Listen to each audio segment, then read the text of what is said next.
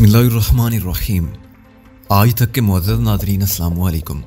अब किस नंबर 11 मुलाहिज़ा फरमाएं। बीबी एक ऐसा शख्स है जो आपके घर का बंदा है, आपके बहुत करीब भी है, लेकिन वो असल में आपके साथ नहीं है।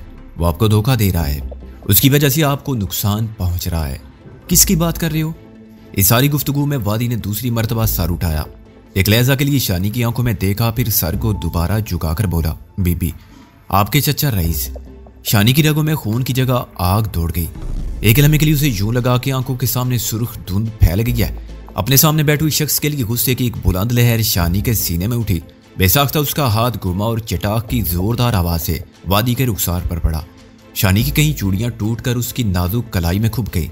तमाचे के जोर से वादी के लंबे स्याह बाल उछल कर रह गए।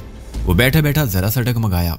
उसकी हैरत ज़दा निगाह एक सानिये के लिए शानी की निगाह से टकराई और फिर झुक गई।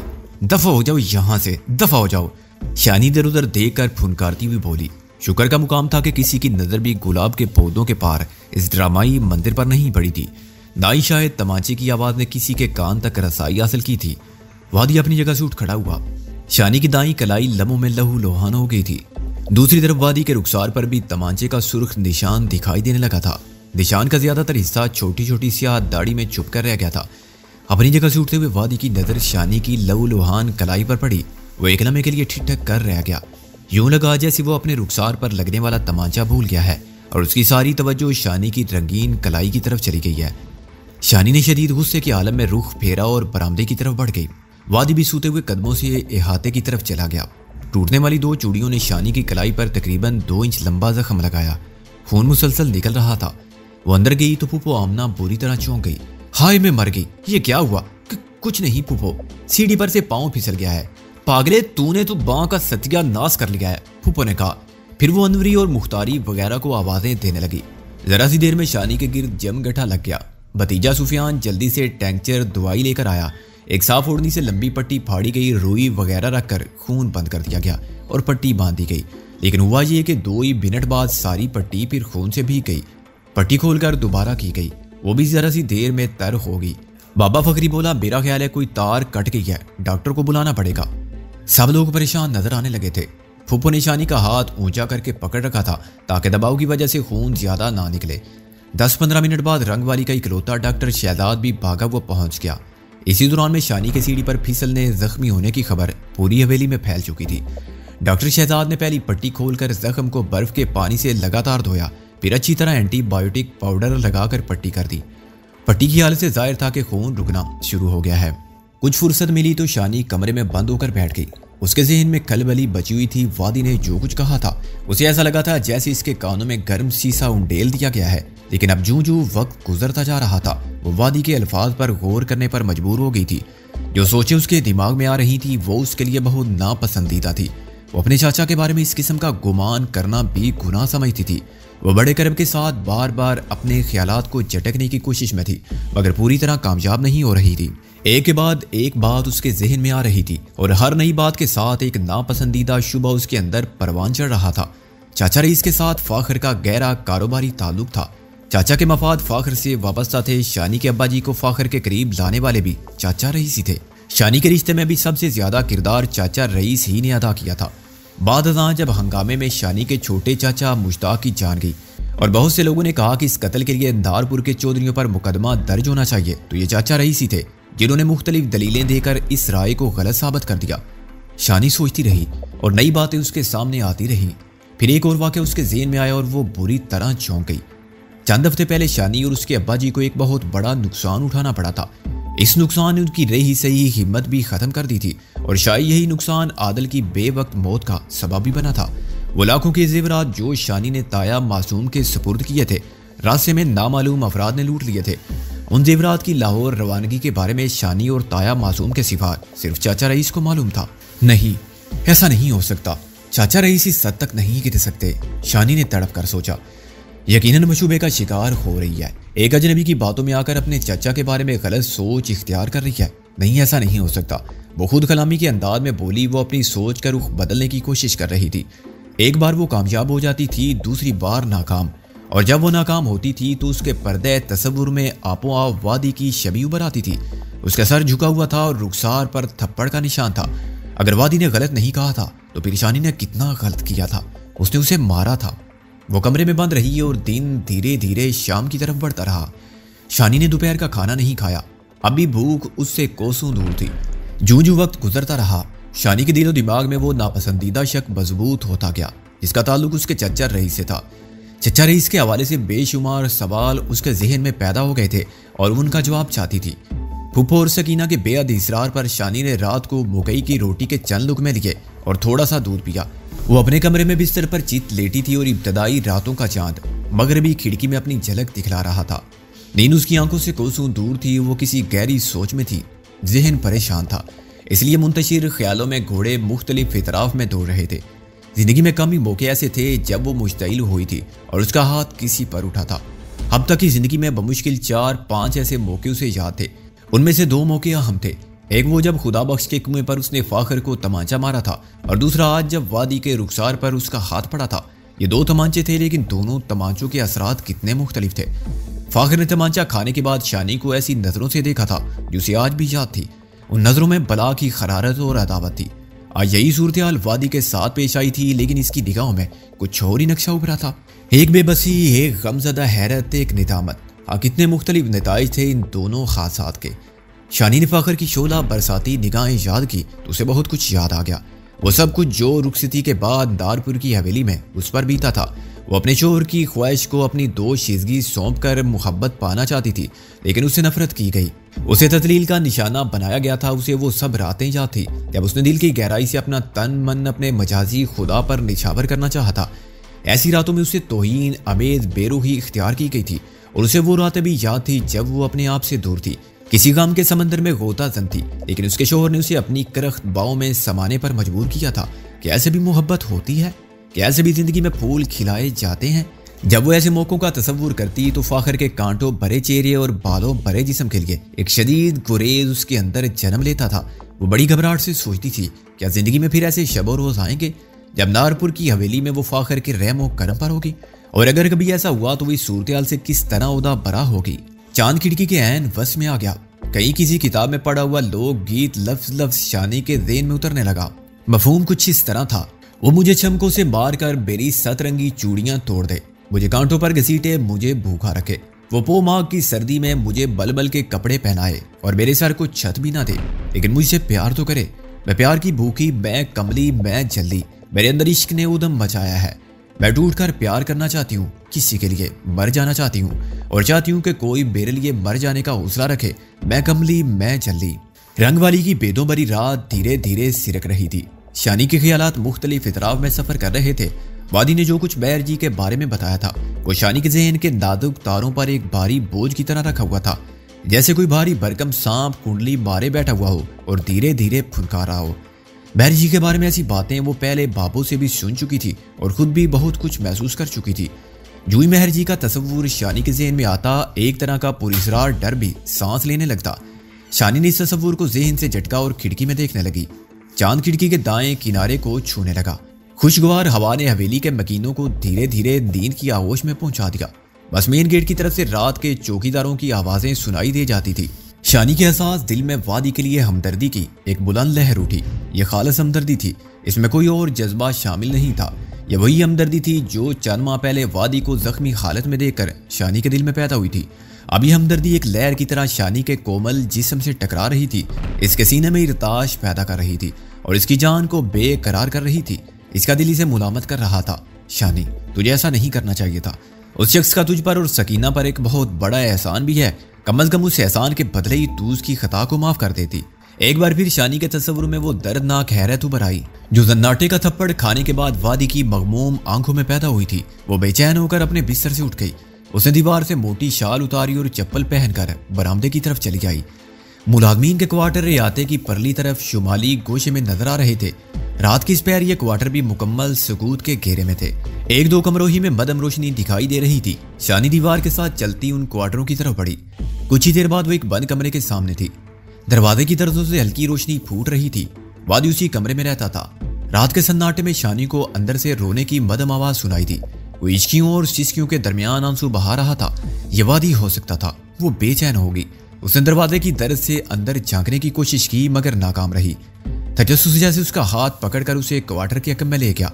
यहाँ खुदरू घास थी और झाड़ जनकार था, लेकिन यहाँ का एक एक चप्पा शानी का देखा बाला था। वो एक खिड़की की दर्द में से अंदर झांकने में कामयाब हो गई। बल्ब की जर्द रोशनी में उसे एक चौंका देने वाला मंजर दिखाई दिया। वादी खजूर की एक चट्टान पर बैठा था, उसकी दाईं कलाई लहू लोहान नजर आ रही थी। एक दो जगह से तो गोश्त कट कर नीचे लटक गया था। जिस खून आलूद पेचकस से कलाई पर जख्म लगाए गए थे वो भी करीब ही पड़ा था। जिस जख्म वादी ने गालबन 5-10 मिनट कबल खुद ही लगाए थे, अब खून इतना कम हो गया था। वादी ने एक मैली सी पट्टी ली और उसे बेपरवाही से कलाई पर लपेट कर गिरा बांध ली। फिर वो घुटनों में सर देकर बैठ गया। अब उसकी हिचकियां तो सुनाई नहीं दे रही थी, मगर आंखें अब भी अश्कबार थी। शानी के दिल ने गवाही दी कि वादी ने अपने जिस्म पर ये जख्म सुबह वाले वाक़े के नतीजे में लगाए हैं। शानी की जख्मी कलाई के बदले में उसने अपनी कलाई जख्म कर ली है। उसने क्यों ऐसा किया? क्या शानी के बाद तरीन खदशात दुरुस्त है? क्या वादी के दिल में शानी के लिए कोई ऐसा जज्बा पैदा हो चुका है जिसे हरगिज पैदा नहीं होना चाहिए था, जिसके पैदा होने के बारे में सोचना भी शानी के लिए गुनाह अजीम था? वो अंदर से लर्ज कर रह गई। फिर शानी की निगाह एक और शय पर पड़ी और उसके रहस्य ओसान भी खता हो गया। उसने अपनी आंख खिड़की से चिपका कर मजीद गौर से देखा। हाँ, ये उसकी अपनी ही तस्वीर थी। बूढ़ी थोड़ी सी ये तस्वीर वादी के ऐन सामने जस्सी ट्रंक के ऊपर रखी थी। कार्ड साइज की इस तस्वीर को एक टाइम पीस के साथ यूं टिकाया गया था कि वह मोदी रुख पर खड़ी हो गई थी। वादी अपना सर घुटनों में दिए हुए उसी तस्वीर के सामने बैठा था।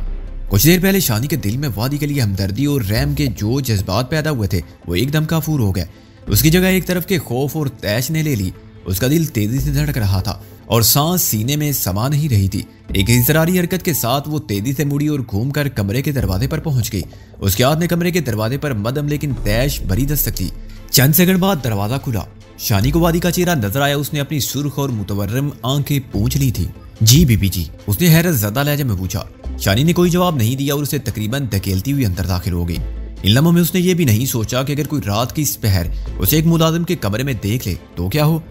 पहले उसने वादी के हाथों की तरफ निगाह दौड़ाई, फिर तेज नजरों से कमरे का जायजा लिया। तस्वीर उसे कहीं नजर नहीं आई। तस्वीर कहाँ है? वो फुनकार कर बोली। वादी का रंग जर्द हो गया। इससे पहले कि वो जवाब देता, शानी की निगाह टाइम पीस के नीचे तस्वीर के सफेद किनारे पर पड़ गई। दरवाजा खोलने से पहले वादी ने तस्वीर टाइम पीस के नीचे दबा दी थी। शानी ने झपट कर तस्वीर निकाली और उस पर एक निगाह डाले बगैर उसके टुकड़े कर दिए। वादी साकत खड़ा था। शानी ने ट्रंक और एक चर्मी बैग की तरफ इशारा करते हुए कहा, यही है तुम्हारा सामान? जी, ये सामान उठाओ और आधे घंटे के अंदर अंदर ये हवेली छोड़ दो। अगर आधे घंटे के बाद तुम यहाँ नजर आए तो मुझसे बुरा कोई नहीं होगा। शानी के लहजे में चट्टानों की सख्ती थी। तैश के सबब उसका वजूद लर्ज रहा था। फटी हुई तस्वीर के टुकड़े मजबूती से उसकी मुट्ठी में दबे हुए थे। क्या मैं कुछ कह सकता हूँ? वादी की फंसी आवाज उभरी। तुम एक लफ्ज नहीं बोल सकते, बस मेरी नजरों से दूर हो जाओ इस वक्त और आइंदा मैं कभी तुम्हारी सूरत ना देखूं। शानी का लहजा बेलचक था। वादी ने बस एक निगाह शानी पर डाली और फिर तस्लीम के अंदाज में सर झुका दिया। वादी की सागरी निगाह में करब की फलक बोस लहरें थी और शिकवों का समंदर हिलकोरे ले रहा था, मगर ये सब कुछ तस्लीम और रजा के दो शफाफ आंसू में छुप कर रह गया था। शानी हवा के एक तेज झोंके की तरह उसके कमरे से निकल आई। ठीक आधे घंटे बाद उसने अपने कमरे की खिड़की से बाहर झांका। चांद की रोशनी में मेन गेट दिखाई दे रहा था। एक तांगा हवेली के दरवाजे से नीम पुख्ता रास्ते की तरफ जा रहा था, जिसे हवेली छोड़ने का और कभी शक्ल ना दिखाने का हुक्म मिला था। वो हवेली छोड़ रहा था, अपनी शक्ल छुपा रहा था। वो देर तक खिड़की में खड़ी रही। खेतों के दरमियान बल खाते ऊंचे नीचे रास्ते पर तांगे का हेवला ददरा रहा था। कीकर और शीशम के दरख्त तांगे के हेवले को धीरे धीरे छुपाते चले जा रहे थे। हेवला परछाइयों में डूब रहा था, फिर मुकम्मल तौर पर शानी की नजरों से ओझल हो गया। बस एक जर्द सी चांदी नशीबो फराज पर चमकती रह गई। तांगे के ओझल होने के बाद भी शानी देर तक कमरे की मेहराबी खिड़की में खड़ी रही। फिर अचानक न जाने क्या हुआ कि उसका दिल भर आया। वो अपने बिस्तर पर आकर लेट गई। आंसू एकदम उसकी आंखों से उबल पड़े और वो रोने लगी। अजीब सूरत हाल थी। वो तारों की तार रो रही थी और साथ साथ सोच रही थी कि वो क्यों रो रही है। पता नहीं क्यों उसे ऐसा लग रहा था कि उसकी तरफ से ज्यादती हुई है। उसे वादी के साथ ऐसा नहीं करना चाहिए था। बेशक वो गलत रास्ते पर था। उसकी सोच किसी तौर भी काबिल कबूल नहीं थी, लेकिन ये उसकी सोच थी। मुमकिन था वो अपनी सोच पर वादी को मुकम्मल इख्तियार ना हो। वो अपने ख्यालात के सामने बेबस हो गया हो। वो जितना सोचती गई उसे यकीन होता गया कि ऐसा ही है। उसने कई बार वादी की आंखों में झांका था और उन आंखों में हर बार उसे एक ऐसा मुंहजोर जज्बा नजर आया था जिसके सामने हर बुज़ाहम शय जड़ों से उखड़ती हुई महसूस होती थी। उस जज्बे की मौजूदगी का एहसास शानी को अंदर तक लर्जा देता था। यही वजह थी कि वो वादी नामी उस शख्स को जल्द अपनी नजरों से दूर करना चाहती थी। और अब तो इस बात में शक्को शुबे की गुंजाइश ही नहीं रही थी कि वादी ने शानी को किसी और निगाह से देखा है। एक ऐसी निगाह जिसके बारे में सोचना भी शानी के लिए गुनाह अजीम है। तुमने ठीक ही किया जो उसे नजरों से ओझल कर दिया। उसकी मौजूदगी तुम्हारे लिए किसी बहुत बड़े तूफान का बाइस बन सकती थी। शानी के अंदर से आवाज आई, लेकिन फिर फौरन ही एक दूसरी मुखालिफ आवाज ने पहली आवाज को दबा लिया। उस आवाज ने कहा, जो कुछ भी था उसके दिल के अंदर था, सीने किया था, गहराई में छुपा हुआ था। तुम्हें और तुम्हारी जिंदगी को उससे कोई खतरा नहीं था। तुम मानो या ना मानो, लेकिन उससे तुम्हारा एक ताल्लुक पैदा हो चुका था। एक ज़हनी रब्त था। बेशक इस रब्त में किसी तरह की अखलाकी कजरबी नहीं थी, मगर इस रब्त की एक हालत तो थी और उसकी मौजूदगी तुम्हारे लिए तकवीयत का बायस थी। उसका इखलास नामसाद हालात में तुम्हारे लिए सहारा बन सकता था। उसे यूं हवेली से निकाल कर तुम एक हमदर्द और गम गुसार से महरूम हो गई हो। पहली आवाज ने मुखालफत की, जो गम गुसारी के बाद गम और बदनामी का बायस बने, उससे महरूम रहना ही बेहतर है। यह ठीक है कि वादी के दिल में जो कुछ भी था वो उसके दिल के अंदर था, लेकिन कौन कह सकता था कि वो हमेशा अंदर ही रहेगा। ऐसे जज्बे छुपते नहीं हैं, वो जल्द या देर अपना आप जाहिर करते हैं। फिर जग हंसाई और जिल्लत का कोई ठिकाना नहीं रहता। वादी की आंखें गवाह थी कि उसके अंदर जो कुछ भी है वो बहुत गहरा और खतरनाक है। वो नजरअंदाज किए जाने के काबिल नहीं है। फिर तो तुम्हें और भी एहतियात की जरूरत है। दूसरी आवाज ने नुक्ता आफरीनी की, तुम्हें सोचना चाहिए था कि यह मोज और जज्बा कहीं वादी को कोई नुकसान ना पहुंचा दे। तुमने सिर्फ अपनी आंखों के बारे में सोचा, किसी और की जिंदगी के बारे में नहीं सोचा। आखिर वो भी तो किसी का बेटा होगा, किसी का भाई होगा। कुछ लोगों के लिए उसकी जिंदगी भी तो नहायत कीमती होगी। तुमने जिस गहरे और खतरनाक जज्बे का जिक्र किया है वो खुद वादी की जिंदगी को भी बर्बाद कर सकता है। अगर तुम समझती हो कि तुम्हारी ज़हनी अखलाकी सतह वादी से बहुत बुलंद है, तो फिर तुम्हें बड़ेपन का सबूत देना चाहिए था। एक दाना दासे की तरह वादी को समझाने की कोशिश करनी चाहिए थी। उसकी ज़हनी गुत्थी को सुलझाने का काम जितनी खूबी से तुम कर सकती थी, कोई और नहीं कर सकता था। लेकिन तुमने एक नादान जल्दबाज की तरह कांटों में उलझे हुए नाजुक कपड़े को झटके से छुड़ाने की कोशिश की है। शानी के दिलो दिमाग में देर तक ये कशमुकश जारी रही। चांदनी रात रंगवाली के गली कोचों में सरसराती रही और शानी बिस्तर पर लौटती रही। इसके जहन में बार बार वो मंजिल उभर आता था जो इसने आज रात पिछले पैर वादी के क्वार्टर में देखा था। वो किसी इबादत गुजार की तरह शानी की तस्वीर के सामने सर झुकाए बैठा था। उसकी आंखें आंसुओं से तर थी। इस मंदिर का ख्याल आते ही करब अमीर शर्म की बुलंद लहर शानी के जिस्म में सराइत कर जाती थी। गर्मी उरूज पर थी। दोपहर से ही सख्त हब्स महसूस हो रहा था। पसीना दारों की सूरत बह रहा था। सापैर के फौरन बाद आसमान पर घटाएं छाई और मूसलाधार बारिश शुरू हो गई। यूं लगा कि हर जानदार और बेजान शहर झूम उठी है। हवेली के जनाने हिस्से में मुलाजमाएं सेन में निकल आई और कपड़ों समेत नहाने लगी। उनमें उम्र, जवान, दरमियानी उम्र की सभी शामिल थी। वो एक दूसरे के पीछे भाग रही थी, खाता पाई कर रही थी। उनके जिस्म मचल रहे थे, डोल रहे थे। फिर मुख्तारी अंदर से आमों का टोकरा ले आई। आमों के पहुंचते बारिश में नहाने का मजा दोबाला हो गया। उसके साथ ही छेड़छाड़, दींगा बुश्ती में भी इजाफा हो गया। दोनों खेज लड़कियां जामन के पेड़ पर चढ़ गई और झूला डालने की कोशिश करने लगी। इंसानी जिंदगी बड़ी अजीब शय है, हर हाल में आगे बढ़ने का रास्ता ढूंढ लेती है। बादी करीब में यह हवेली 2-3 नहाए संगीन खासों से दो चार हो चुकी थी। कई हफ्तों तक यहाँ की हर शय गम और सोग में डूबी रही थी, लेकिन अब रफ्ता रफ्ता हालात मामूल पर आते जा रहे थे। ताम ये सूरत हाल सिर्फ मुलाजमीन तक महदूद थी।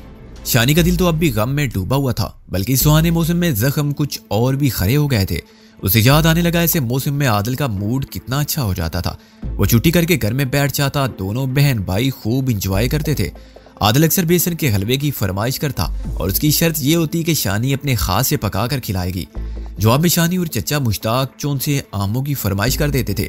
फिर ये आम जहाँ से भी मिलते आदिल को मंगवाने ही पड़ते थे। चचा मुश्ताक तो कलमी आमों के दीवाने थे। वो पेटी उठाकर हवेली की छत पर चले जाते। ताबड़तोड़ बारिश में छत के ऐन दरमियान आलती पालती मारकर बैठ जाते और आदिल को भी अपने साथ घसीट लेते। सुफियान उनकी धूम बना रहता। शानी बरसाती के जज से तले बैठकर उनकी खरमस्तियां देखती थी। आज वही बारिश थी, वही दरो दीवार थे, मगर शानी का प्यारा भाई नहीं था। इसके चहीते चाचा मुश्ताक नहीं थे और उन दोनों को वो जिंदगी से भरपूर कह के भी नहीं थे, जो बादलों की घन गरिश से खम होकर माहौल को हसीन तर बनाते थे। मुख्तारी और अनवरी वगैरह की ख्वाहिश थी कि शानी भी सहन में आ जाए और नहाने में उनके साथ शरीक हो जाए, मगर शानी तो कहीं बहुत दूर थी। पिछले मौसमों की भूल भुलैयों में घूम रही थी। एक बरसात हवेली के सेन में थी और उसके सीने के अंदर जल थल कर रही थी। इतने में बाबा फखरी काले रंग की चूड़ी छतरी सर पर ताने हुए जन्नाने में दाखिल हो गया। सेन में उदम मचाती औरतें बाबे फखरी के एहतराम में एक तरफ हट गईं। उनमें से कुछ अपने तर जिस्म अपनी भीगी ओढ़नियों में छुपाने की कोशिश करने लगी। इन शौक औरतों पर एक नाराज निगाह डालने के बाद बाबे फखरी ने अपनी तवज्जो शानी पर मरकूज कर दी। बाबे फखरी के हाथ में बरौन रंग का एक बड़ा लिफाफा था। उस पर डाक के टिकट और मोहरें वगैरह लगी हुई थी। छोटी बीबी रजिस्ट्री वाला डाकिया ये लिफाफा दे गया है, कह रहा था कोई नोटिस वगैरह है। बाबे फखरी ने अदब से कहा। शानी का दिल अनजाने खदशात से धड़क उठा। लिफाफा देखते ही उसे अंदाजा हो गया था कि ये कोई अदालती हुक्म वगैरह है। हालात ऐसे थे कि अब किसी भी वक्त कुछ हो सकता था। वो जल्दी से कमरे में चली गई। लिफाफे पर अब्बा जी का नाम था। उसने लिफाफा चाक की और फिर उसकी आंखों के सामने अंधेरा फैलता चला गया। यह नोटिस था, कर्ज ख्वाहों की दाद रसी के लिए आला अदालत ने रंगवाली की हवेली और उससे मुलिका जमीन फर्क करने की कार्रवाई शुरू कर दी थी। कर्ज ख्वाहों की दाद रसी के लिए आला अदालत ने रंगवाली की हवेली और उससे मुलिका जमीन के मामले में कार्रवाई शुरू कर दी थी। शानी ने मुकम्मल हुक्मनामा पढ़ा और बेदम सी होकर बिस्तर पर बैठ गई। हो खुदाया, ये क्या हो रहा है? क्या चरखे कज अदा की तरफ से वार होने वाले सारे सितम इसी हवेली के लिए रह गए हैं? क्या हर दुनियावी आफत का रुख इन्हीं दरो दीवार की जानिब है? वो रात तक गमों अंधों के गहरे समंदर में डूबी रही। उसकी नाजुक जान कैसे आनी शिकंजे में कसती चली जा रही थी। कोई भी तो हमदर्द नहीं था, किसी भी गम गुसारी का आसरा नहीं था। वो अब्बा जी की हालत को बड़ी अच्छी तरह जानती थी। उनकी जिंदगी तेज हवाओं में रखे हुए चिराग जैसी हो गई थी। शानी को हर घड़ी किसी बेरहम झोंके का धड़का लगा रहता था। वो सोच भी नहीं सकती थी कि अब्बा जी तक ये खबर पहुंचाएगी। मैं क्या करूं? मैं कहां जाऊं? उसने बड़े कर्म के साथ सोचा।